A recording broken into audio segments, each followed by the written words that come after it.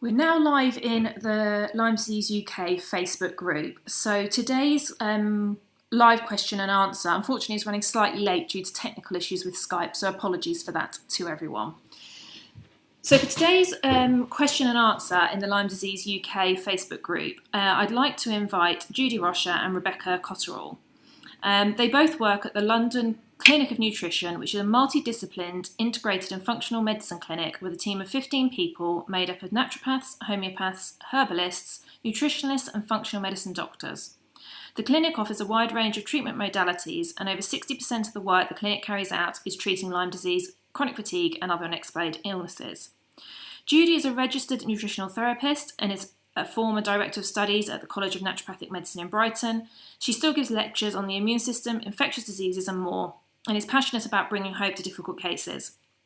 Rebecca is a fully qualified nutritional therapist who also lectures at the College of Naturopathic Medicine in Manchester. Rebecca fell ill with ME chronic fatigue and Lyme disease at the age of 13 and suffered from extremely debilitating symptoms for 12 years. She healed herself with nutrition, herbs, detoxification and the right mindset. She's passionate and committed to help clients recover, as she believes recovery is possible and has a deep understanding of how Lyme disease can affect every part of life. So thank you both for joining us today and welcome to Lyme Disease UK. Thank you. Hi, for having us. Wonderful. So I'm going to get started with the first question then. I guess really to get us started, for those that don't know much about the London Clinic of Nutrition, could you tell us a little bit about your treatment philosophy and how it might differ from other Lyme disease practitioners? Yeah, is that okay if I start, Rebecca? Yeah, of course. Great. Okay. At London Clinic of Nutrition, we tend to look at people holistically. We would definitely look at, if we got somebody that came into us with some chronic illness, we would look at which body systems might be under stress. We take detailed case taking. We do a lot of functional testing. And from that, we would determine, how to work out a path of getting the person back to wellness, which might involve things like, healing the gut, the thyroid, the adrenals, looking at detoxification, supporting elimination channels, supporting an immune system, and, looking at the stress in their lives. So, it's multifaceted, and, we take a lot into account. It's not as simple as knowing that there's a particular, pathogen and aiming to just wipe out the pathogen, because it's a lot more to it. So we look at people holistically, and, there's a massive impact with emotions, infections and toxicity, and you really need to deal with those three simultaneously in order to get the best for our patients. Yeah. Do you want to add anything, Rebecca? We basically said everything, Judy. That's perfect. Yeah, again, it's we're looking at the root cause, aren't we? It's not just a pill for an ill type of situation. It's the whole person, and that does spill out into relationships, into where you live. Is there any toxic mold? There's all these kinds of things. It's everything. It's but most importantly, it's what's causing this problem. Let's fix that, and then we can all move on with our lives. And it sounds like you've actually experienced that yourself. Can you tell us a little bit about your healing journey? Yeah, so as you said, so I was diagnosed with chronic fatigue when I was 13, which was quite strange because I was always a really happy, healthy kind of child, really. Although in hindsight, I was bitten by a tick when I was 8. But, hindsight's a wonderful thing, and we thought nothing of it at the time. So I was a severe case. So I was bedbound for a huge majority of my teenage years. My mum would have to bath me, take me to the toilet. Sometimes she'd have to feed me. A lot of the people on the call can probably really sympathise with the fact that just having to chew your food it just takes so much energy that prior to Lyme disease, chronic fatigue, we don't give a second thought to. And that was kind of my teenage years. And then it kind of spilled into my 20s as well. Started working with a holistic functional medicine practitioner when I was 18. Started to do some CBT as well. And again, like we just explained what we do at LCON, I just started to look at things from a holistic point of view, because I realised I wasn't really moving forwards. So then also through working with her, found out I had adrenal fatigue, a huge mitochondria dysfunction, a lot of gut problems, candida, that kind of stuff. What else was going on at the time? But at this point, when I was 18, Lyme disease wasn't even a factor. We hadn't even thought about it. And then it was when I was 21 and I finally got the courage to do the Armin test, find out really what was going on, and that came back positive.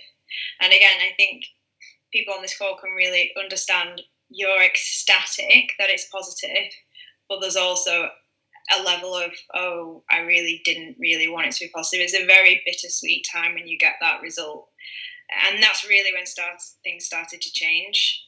I think I could do all the diet that I wanted and take all the nutritional supplements and do all the healing. But if there was a Borrelia infection plus co-infections that I hadn't addressed, I wasn't really moving forwards as much as I could do. So it was at that point that things really started to fall into place. And then I decided to enroll at CNM, which is the College of Naturopathic Medicine in Manchester. And then I was through what I was learning at the college, I then just basically implemented everything on myself. And then probably started to fit into place when I was about 24. Wonderful. That's a very, very rambled my experience. Sorry about that. No, it sounds very familiar, sadly familiar. And I completely relate to that bittersweet moment of getting the test results. So yeah, it's very, very familiar. And what test results do LCON use? If somebody comes in with either suspecting Lyme disease or this sort of real chronic illness, what sort of testing would you use to support a diagnosis? Do you want me to? Sorry. Well, I'll carry on with that. We use Almond Labs mostly. We send a lot of our tests to Almond Labs. We find, they do a variety of testing, including things like the Ellie spot and the ELISA and the Sarah spot, PCR testing. They do a lot of more sophisticated testing than you get on the NHS. So we like to think that we're getting the most accurate testing that's available at this point in time. We have been known at LCON to also use the immunosciences in the USA and also sometimes the ELISA in Germany. And we only really use those if there's some ambiguity or we just feel we just want to double check something. But on the whole, we've been pretty happy with Almond Labs and the testing that they've provided for us. Do you ever find that getting that sort of positive Lyme disease test might mask an unknown or undiscovered alternative condition, perhaps an autoimmune condition or something like that? Yeah, this was, it's an interesting question, really. I mean, they definitely go hand in hand, but not all the time.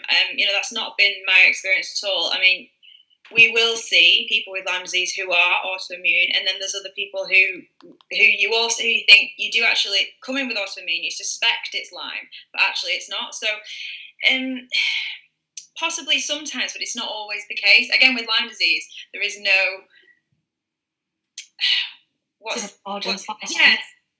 simple way of doing things, really. Yeah, exactly. That's what I'm trying to say. So, in answer to your question, sometimes, not always. It's a difficult one, really.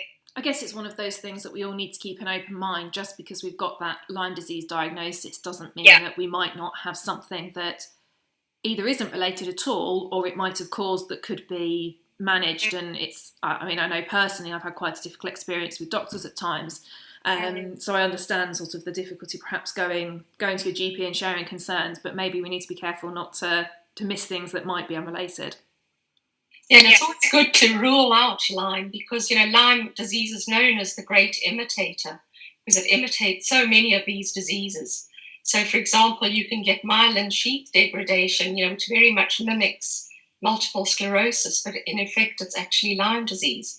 So it's very, very important to consider Lyme if you have an autoimmune. And, if you can rule it out, that's great. You know what you're dealing with.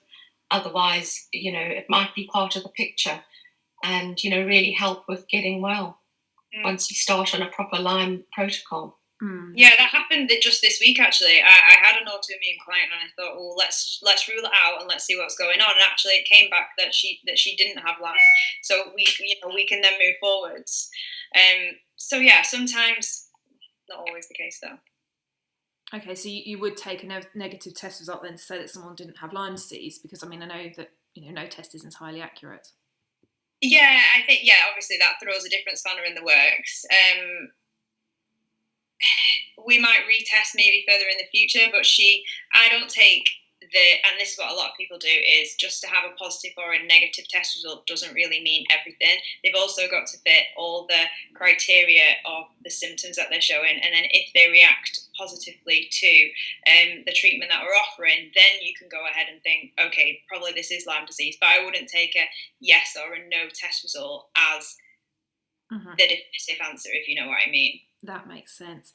Yeah. I guess one sort of typical symptom that quite a few people with chronic conditions generally have is that real fatigue, that difficulty with your energy, and as you mentioned, even struggling to eat at times. Yeah. Whilst you're waiting for test results and so on, what do you do to start improving that real sort of base energy for clients? Well, it's such a complicated thing, the lack of energy, because we always have to look at what the root cause of it is. And there's so many factors that come into play with lack of energy, right down from the basics of lack of sleep to, the infections, the, adrenal fatigue, thyroid issues, hormonal imbalances, the mitochondrial dysfunction that Rebecca mentioned earlier. Even gut conditions such as candida can cause terrible fatigue, buildup of toxins and heavy metals. And even when you think, a lot of the people we see have not been on a very good diet for a while, so there could be multiple deficiencies going on there. Sometimes they're on medications which can deplete the energy levels or deplete, for example, statins deplete coenzyme Q10, which are all implicated in energy. So it's working through the person and finding out what the issues are, whether it's low iron or low ferritin, or, there's something that's causing the fatigue, and we have to address the cause. There's no magic silver bullet that will work for everybody. Everybody's treated completely as an individual. And that's one thing to say is, there's no set protocol. Everybody is treated on their own merit and, has their own, even, from their birth to current time, their sort of health history can throw up issues of, why for some reason they might be very, very lacking in energy. That makes sense entirely. Thank you. And we've mentioned a few times about detoxification. Which toxins do you feel are the most important to avoid, and what do you recommend to detox for those we can't avoid all toxins? Yeah, I think one of the easiest things a lot of the time to implement is getting a water filter on your tap. So, I mean, I think, we are lucky in the UK, we have clean tap water, but there's also heavy metals, a huge amount of fluoride in there. So a really simple thing we get clients to do is just install a water filter on their tap, which is really a quick, easy thing that you can start to do to to eliminate those toxins out of your life. And then, the obvious, like the smoking, the alcohol, that kind of thing. Just being mindful of where you live as well. Do you live near a motorway? Do you live near a super busy road? It's not always that easy to just up sticks and move house, but just be mindful about where your toxic exposure is coming from. Again, just simple things that clients can change is the deodorant that they're wearing. Just get a more natural based deodorant, maybe not got aluminium in it. Things like that. Toothpaste, again, is a really simple thing that you can start to change.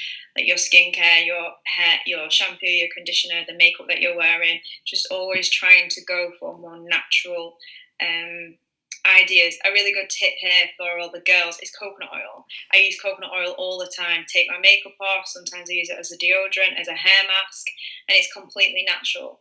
You just got to be really careful as to what you are exposing your body to, because everything that goes onto the skin, we absorb into the skin, and that's going to put more pressure on our liver to be able to then detox it. Judy, anything else you want? Yeah, I want to throw in the dental issues here if we can, because we're seeing a lot of like mercury toxicity and heavy metal toxicity. So the dental issues are huge, and it's one of the first things that we get our clients to address is both getting the mercury removed from their fillings, getting the fillings replaced, but also getting the cavitation seen to. A lot of people have had wisdom teeth or other teeth removed, or root canals, and you can leave these pockets of infection and which basically poison the system the whole time. So really, really important to get the teeth completely sorted out before starting any detoxification program, because you can't really start detoxing heavy metals with the fillings still in, because you can actually draw more toxins into the body.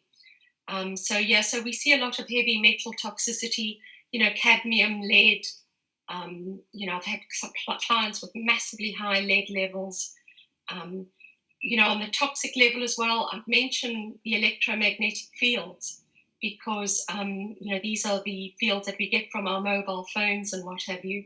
And a lot of people don't realize, but having them on in the room at night and having your Wi-Fi on at night can actually interfere with heavy metal detoxification.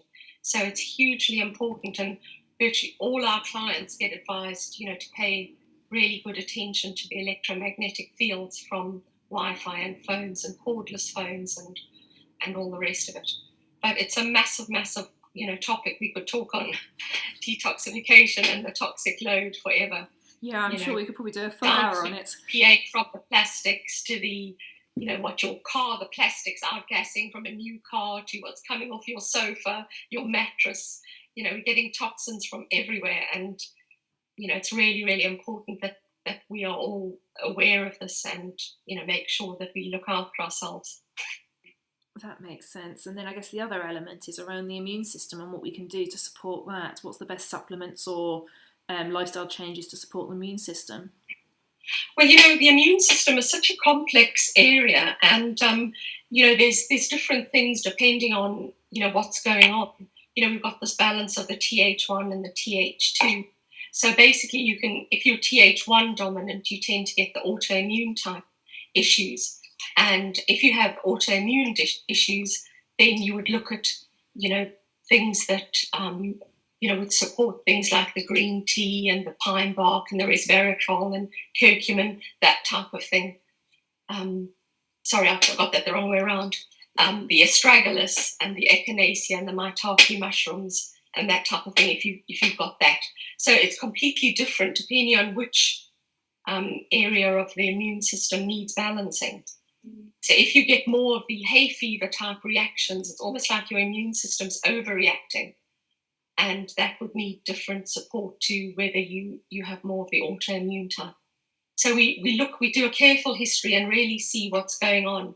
But a lot of the mushrooms are brilliant, the cordyceps, the ashwagandha, astragalus, a lot of the herbs, like the astragalus, ashwagandha, are very, very good. But we look at everybody as an individual and really try and support the immune system. It's a huge part of Lyme, because we want the immune system to be strong enough to keep the bugs at bay all by itself, and not to constantly have to rely on things like, antimicrobials and all the rest of it. We really have to make sure the immune is strong. Mm-hmm. And talking of antimicrobials, I know different doctors differ, or different practitioners differ in their approach to this, but do you have an order in which you like to treat bacteria, parasites, protozoa, viruses, mold, and so on? Yeah, so again, it really differs from client to client, really. I think at LCON, most practitioners would, if there's a mold issue, you've got to start with the mold. You've got to either clear up the environment or sort that mold out and try and start to detox that mold. And then it really, personally, then goes on which readings are highest. If you've got a huge amount of bacteria, we might start there and we might then move down the list. But it's very, very different from client to client, really. But for myself, we've got to kind of start with the mold and the environment that the client might possibly be in. Okay. Thank you. That's true. I mean, we look at the symptoms that are the worst and really try and focus on that. So, if you see that they're really battling with parasites or really battling with a particular area, then that's what we would deal with. It is quite difficult to know. Quite often it's useful to deal with viruses, because if you see that they've got a massively high level of viruses, to reduce that load, they don't get a lot of Herxheimer effect when you're working on the viral load, and they can feel a lot better quite quickly. Whereas when you're actually addressing the bacteria, then it can be, they can get really bad die-off, and we don't want that. You don't want to have massive die-off. You want them to feel something, but not to overwhelm the body completely. So it is really quite difficult to decide what to treat first, and take it from there. Yeah, difficult balancing act, I'm sure. Are there any It is, yeah. We've talked about various lifestyle changes, but are there any other lifestyle changes that you feel that sufferers should be making that could improve their situation? It's interesting you say lifestyle. When you say lifestyle, are you including diet in that, or are you just talking about external to diet there? We've got another question on diet, so maybe let's keep it external to diet. So anything external to diet. Yep. Okay, so I would just be really mindful of your energy bucket, if you will, so pacing and that kind of thing. I think a lot of Lyme disease chronic fatigue sufferers, and I was included in that one day, is we like to push the boundaries all the time. But the thing is, if we're constantly pushing those boundaries, it's going to really slow our recovery rates down. So we've really got to be mindful about how we're pacing. If you need to use a wheelchair, then it might be a good idea that you actually start to use that. I know there's a lot of emotions around that kind of stuff, but really, I think really balancing your energy out has to be a priority. If you have to maybe say no to friends or something, sometimes maybe you need to be a little bit selfish.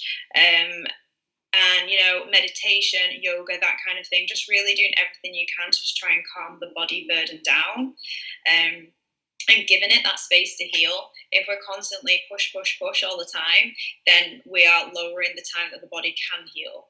And I think just possibly the most important thing, whether this is included in your kind of lifestyle idea, is you have to believe that you're going to get better, that your mindset is everything. I made a decision that I was going to get better, however long that took, and I would see however many people it took to get me better, and to learn what I needed to learn to make that recovery possible. But I think having a really good mindset, whether it's writing down 3 positive things every day, just getting into that positive mindset, again, puts the body in a much better place to be able to heal itself. So I think pacing, being really careful of energy, and having a really good mindset are probably the most important things to have a think about straight away. Okay, thank you. Yeah, that sounds good. And I mean, one of the things I would add there is, definitely making sure you deal with past traumas. These traumas that sort of build up, adverse childhood events, they're known as these ACEs, whatever. Just really, really make sure that you deal with the psychological issues that you have, or the traumas that have happened in your past, because these can be a real block to recovery. And people tend to think that's the last thing they're going to look at, but actually it needs to be the first. It's that important. So, definitely add that in. Yeah, no, yeah. I appreciate that. Thank you. And slightly leading on from, something Rebecca said then, in terms of believing you'll get well, is there an approximate time scale that you've experienced for people recovering from Lyme disease using natural therapies? I wish I had a pound for every person that's asked me this. How long does it take? Because we want to know, don't we? We want to be better in the quickest time, or we want to know exactly how long this investment is going to take. Mm-hmm. Unfortunately, I don't think that's realistic. You could be talking months, you could be talking years, but I think the way to look at it is, if you're 2 weeks in, you're 2 weeks closer to recovery than you were 2 weeks ago. And every day that you choose to eat well, you choose to turn your Wi-Fi off at night, you choose to really deal with your emotions, you're a step forwards. So you're always taking that step forwards, no matter how long it takes, because it is a slow process. LCON, we do not promise to fix you overnight. It is an investment of time that you have to be committed to, and we'll make that commitment with you. We're partners, and any practitioner will tell you that it's a partnership, and we work together to get you better. But unfortunately, we love a timescale as well, but it's not realistic, unfortunately. Mm-hmm. Yeah, definitely, not good for people to abdicate their health to us. That you have to take responsibility for your own health. We can guide you and point you and help you, but it's really so important that, the people follow the advice. Don't just do it for a short period of time and then stop. They keep on with everything. Just keep going, keep going. Yeah. It's just really, really important to do that. Yeah, definitely. Thank you. And kind of moving on to some of the ways that you actually, treat. I believe that you use bioresonance. So I think one question was, what device do you use? Do you find, the choice of device, are they all equal or some more effective than others? And do you use bioresonance just for testing or treatment, or how do you go about using that machine? At London Clinic of Nutrition, we've got the Osira, which some of the practitioners use, which is one of the bioresonance machines. We've also got a person that does radionics, which is this white light radionics. It's basically based on the premise that all our organs, our meridians, our emotions, our chakras, they all have their own energetic signature. And he uses this machine to actually rebalance your energies. So, just about everybody that can, we recommend to see this person and, to really help in that area, to help with the energetics as well, which we recognize as a huge part of healing. But otherwise on the whole, that's about all we do. We haven't really compared too many of the different bioresonance machines out there. But at the clinic, there is the Osira, as I said. Okay, thank you. And moving on with treatment, how many people have been treated for mold toxicity at your clinic, and how do you go about that?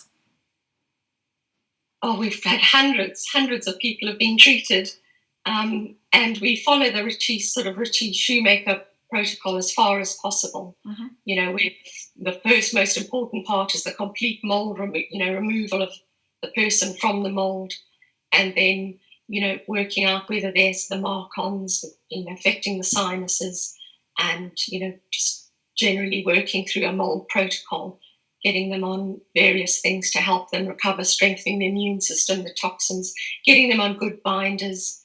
We did have cholestyramine at the clinic. I'm not sure if we still have, but there's lots of good binders out there that can really help with removal of the mold from the person, and just slowly help them to recover. Okay, thank you. And we've touched on diet earlier, so going on to that, what do you feel are the most important dietary aspects for recovery? So I think it has to be, the most important things is, we've got to be gluten free. And sometimes I don't even always bother to check people for gluten, because I've never ever had anyone come back that they're okay with gluten, because I think gluten isn't what it was 50 years ago with these big gorgeous wheat fields. Now the average loaf of bread has got like 5E numbers in it. It's very heavily processed. We just need to get it out of the system, really. The body doesn't know really these days what to do with gluten, so we just need to get rid of that. And then similarly, for dairy and sugar as well, again, dairy isn't what it used to be. I don't want to get all political about it. And sugar as well. We've got to eradicate sugar. It's causing havoc with the immune system. Really love sugar, so we've really got to be making sure we're sugar free. And then organic as much as possible would be brilliant. But really, it's really whole foods. So I say to clients, hold it in your hand, and if you can tell me what's in that, then that's fine, because your body will know what it is. If you hold, gummy sweets in your hand, you can't even start to explain to me what's in that. Therefore, the body's not going to know what to do with it. It's just going to put more stress on the body. So I think those are the main things, really. Again, filtered water, and just trying to eat as close to nature as possible, really. Good anti-inflammatory diet, and also sort of leaning towards alkalining the system. So really having a lot of vegetables, a lot of greens, a lot of that sort of thing. Bone broths and that type of thing, because a lot of the Lyme patients have got a lot of breakdown of connective tissues and, body structures, collagen structures. So it's good to build them up. And just get as many nutrients in as you can. Loads of them are full of deficiencies. So the more nutrients you can get in, the better. So, and all the good fats, the good anti-inflammatory, the omega-3 oils, all of the rest of it really, really good to get in. Yeah. But otherwise, yep, I agree with all of that. And this is quite a specific question, but is there anything you'd recommend Lyme-friendly chocolate or coffee alternatives? I guess some people can tolerate chocolate and coffee. I don't know if this is from a histamine point of view or what, but what would you recommend if people are struggling with chocolate and coffee?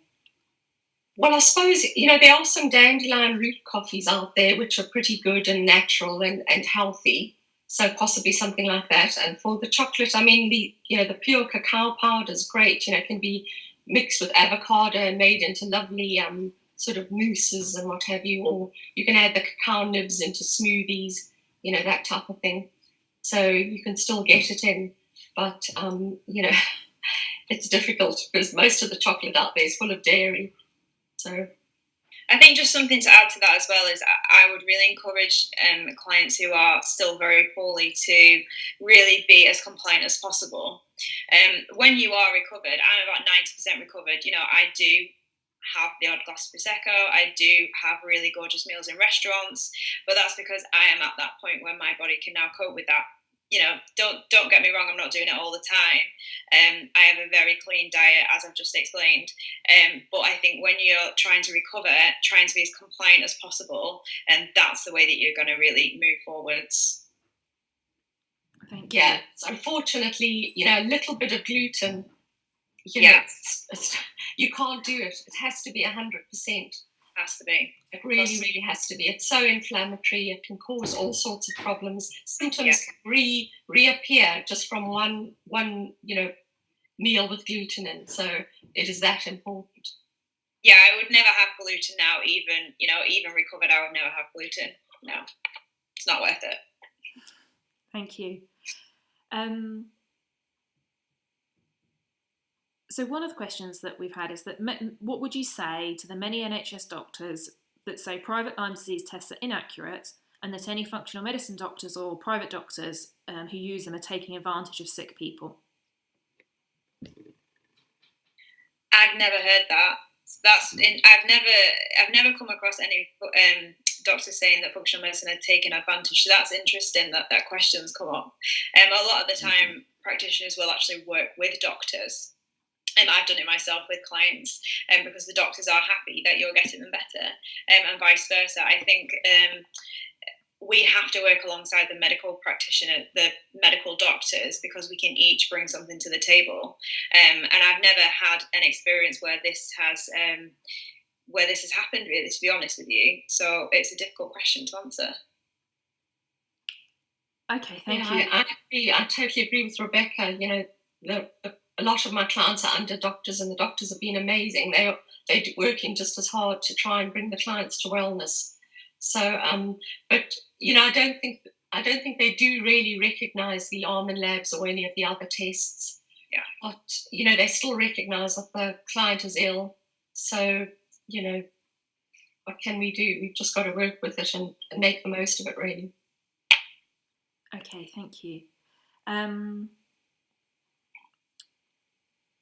A question now, which is more specific, is about someone's personal case. So what would you advise someone who can't stop falling asleep at work?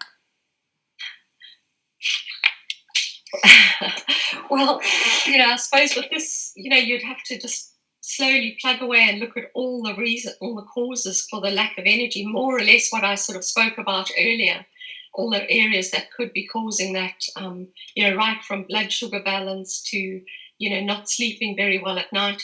I remember I had one client who would wake up in the middle of the night and then watch on their iPad a whole series of exciting TV programs, streamed live from his Wi-Fi. So, and then wonder why he was tired the next day. So, there's so many factors that could come into it. It would just take a detailed sort of case taking to find out what the exact issues are. To find out why the person was falling asleep. There's a lot of stress on the body when there are multiple infections. Loads and loads of stress on the body, and we just don't know what the poor body is having to deal with. How the elimination channels are working, how the liver's working. All the things that it has to clear from the body.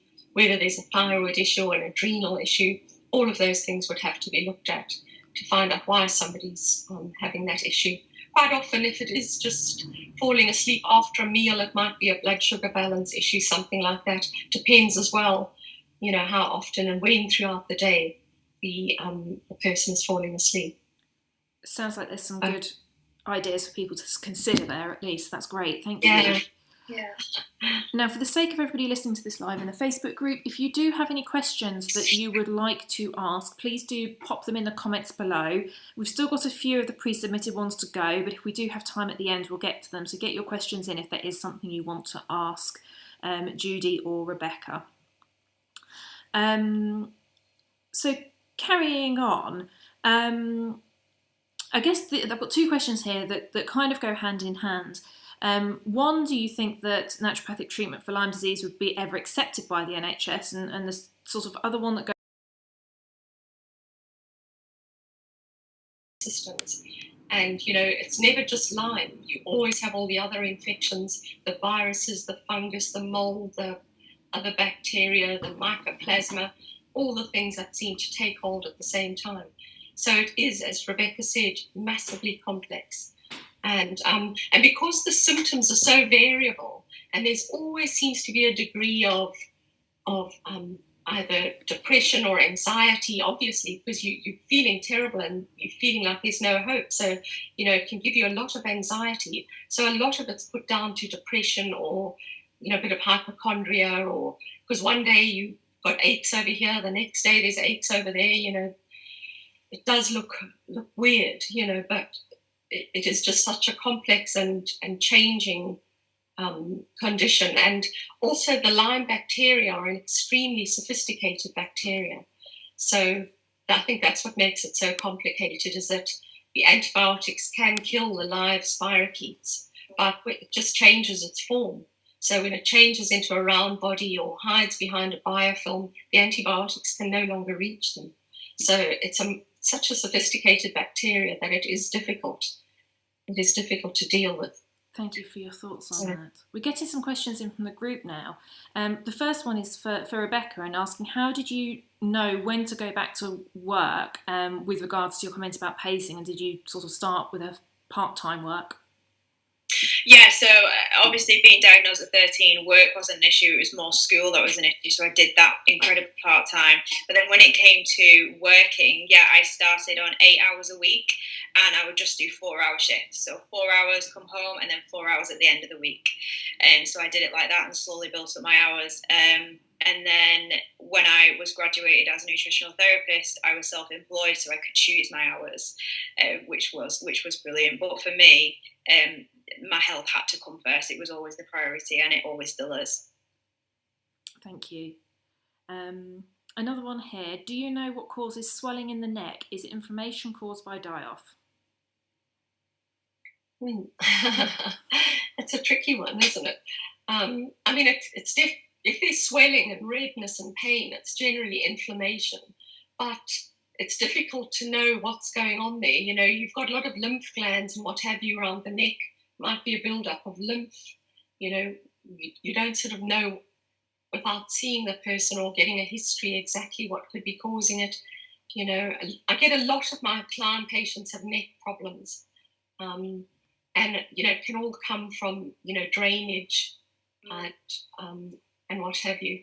It can possibly, sorry to interrupt you, it can possibly be, toxins in the brain, which are struggling to be detoxed past the tonsils, past the lymph. So it could be something, but like Judy said, it's difficult, obviously, to know without seeing or having a case of the person.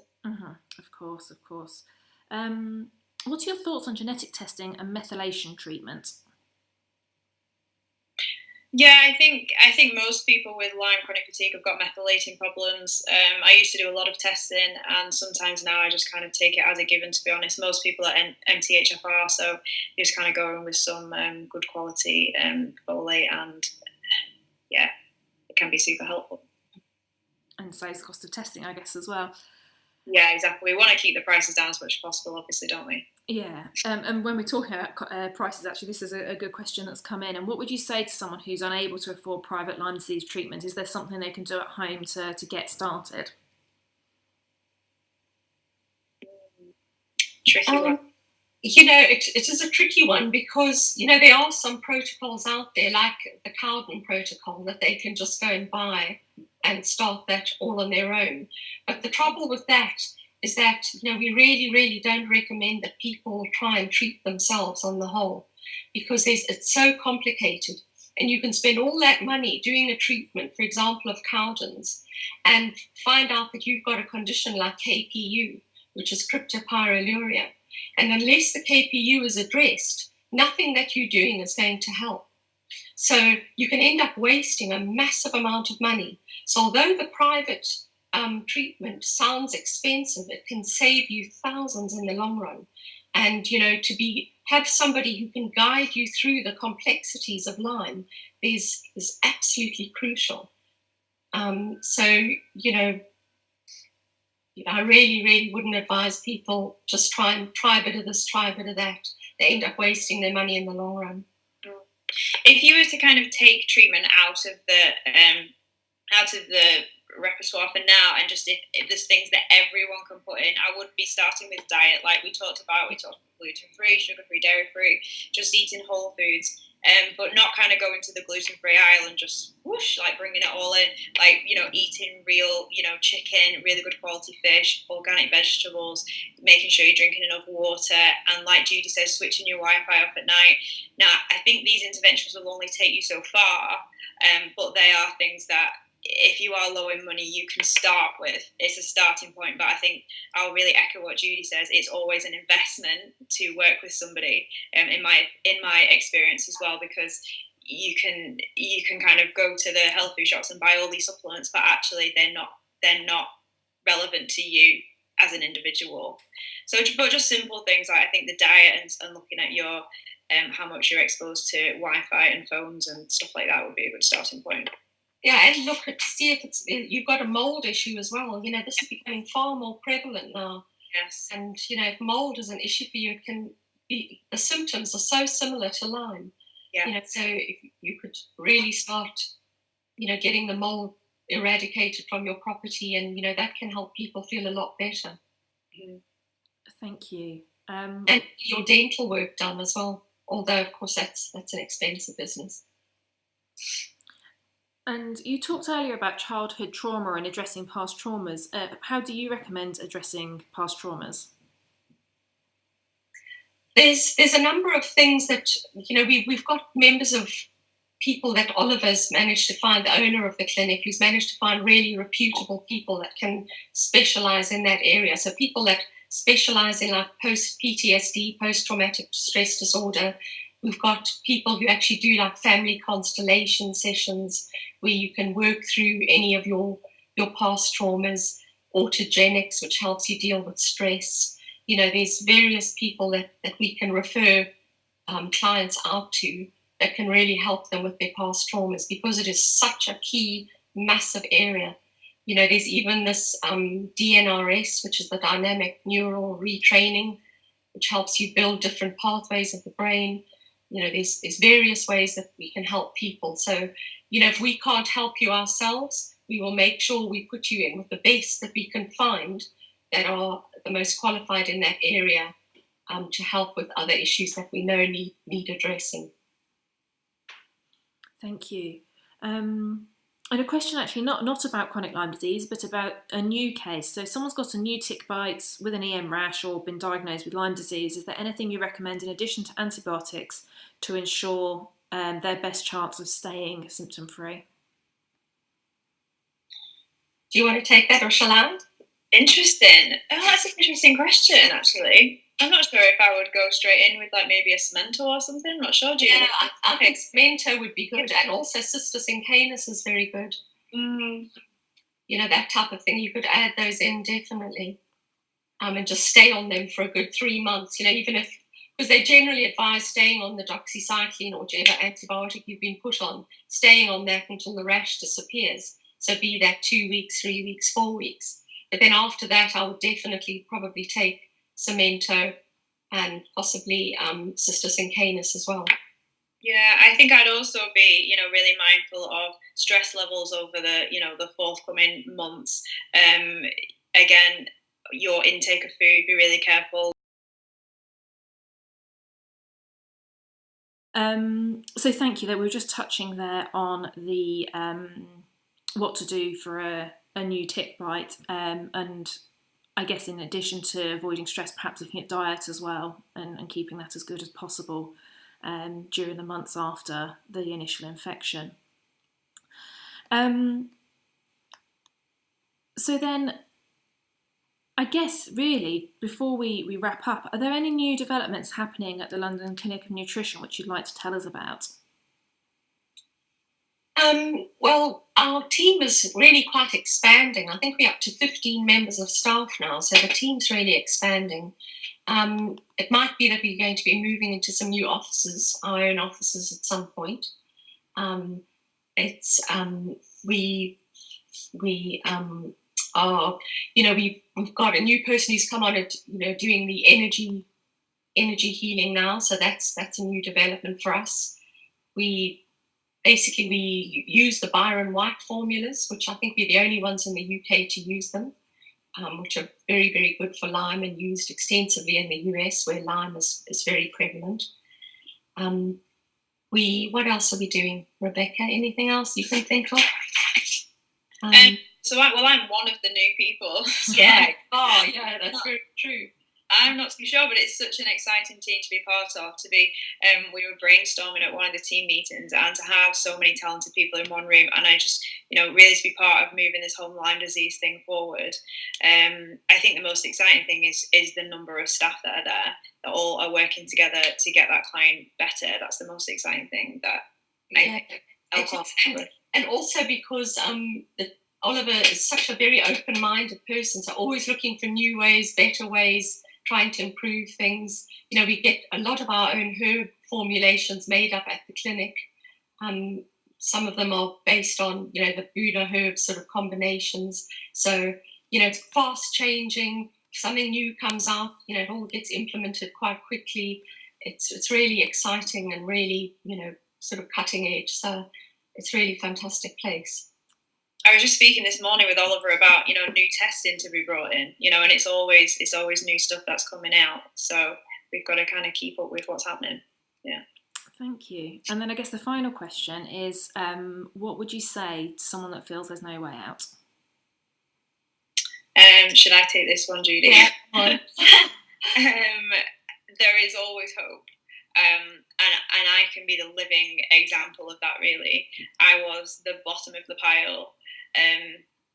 It makes me so emotional. I'm getting a bit emotional now. There is no hope.